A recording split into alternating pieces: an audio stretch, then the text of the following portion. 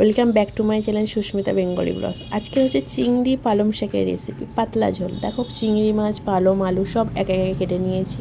তাও কড়াটা বসিয়ে দিয়েছি গরম, ওর মধ্যে একটু তেল নিয়েছি।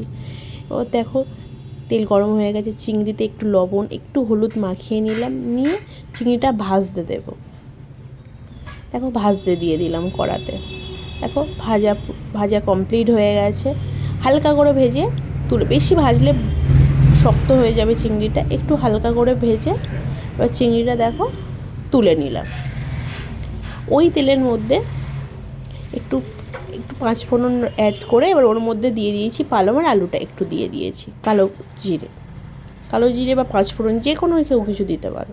একটু সামান্য লবণ দিয়ে একটু ঢাকা দিয়ে দিলাম, 2-3 মিনিট ঢাকা দিলে একটু মজে যাবে পালং শাকটা। তারপরে দেখো একে একে একটু লঙ্কা বাটা, একটু হলুদ, একটু লবণ, একটু জিরের গুঁড়ো, একটু লঙ্কার গুঁড়ো, অল্প করে একটু জল দিয়ে একটু